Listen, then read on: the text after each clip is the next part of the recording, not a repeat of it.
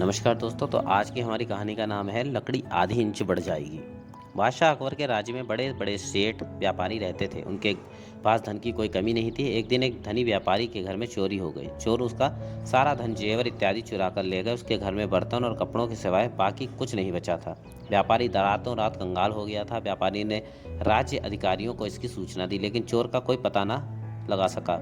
इतनी बड़ी चोरी से बादशाह सलामत चिंतित हो उठे। बादशाह ने इस चोरी का पता लगवाने का निर्णय किया। उन्होंने बीरबल से सारा हाल कहकर चोर को माल समेत पकड़ने का आदेश दिया।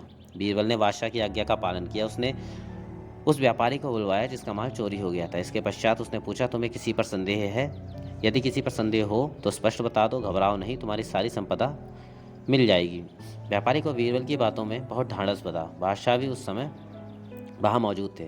जहाँ पना मेरा यह अनुमान है कि नौकरों ने ही मिलकर यह काम किया है, क्योंकि बाहरी आदमी को इतनी जानकारी नहीं हो सकती। किंतु यह भी सत्य है कि मैंने किसी को अपनी आंखों से ऐसा करते नहीं देखा, इसलिए मैं किसी भी नौकर का नाम बता पाने में असमर्थ हूँ, व्यापारी ने उत्तर दिया।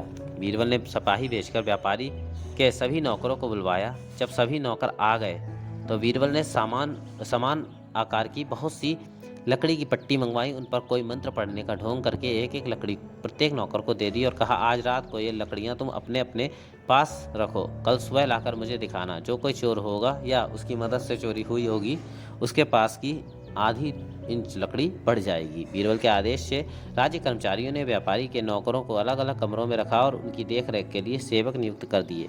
उन नौकरों में जो नौकर वास्तव में चोर था ने अपने मन में सोचा कि यह लकड़ी बाद में आधी इंच बढ़ ही जाएगी, तो मैं पहले ही इसको क्यों ना आधा इंच काट दूं, ताकि बढ़ने पर यह पूरी ही रहे। इस तरह मेरी लकड़ी सबके बराबर रहेगी। इस प्रकार दीवान बीरबल मुझे नहीं पकड़ पाएगा। ऐसा सोचकर उसने तुरंत अपनी लकड़ी को आधा इंच छोटा कर दिया। यही तो बीरबल की चाल थी।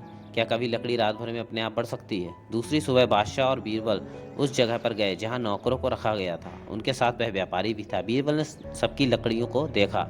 जब असल चोर की लकड़ी देखी तो वह औरों से आधा इंच छोटी निकली। बीरबल समझ गए कि अवश्य ही इसने चोरी की है। बीरबल ने एकांत में जाकर उसे छोड़ देने का वादा करके सारी सच्चाई जान ली। जब चोर ने धन छिपाए जाने का स्थान बताने में आनाकानी की तो उन्होंने नौकर को पीटने का हुक्म दिया। मार खाने के डर से चोर ने सब बातें स्वीकार कर ली और जहां जो चीजें छिपाई थी वह जगह बता दी। बाद में बीरबल ने अपना धन माल लेने के लिए व्यापारी को हुक्म दिया।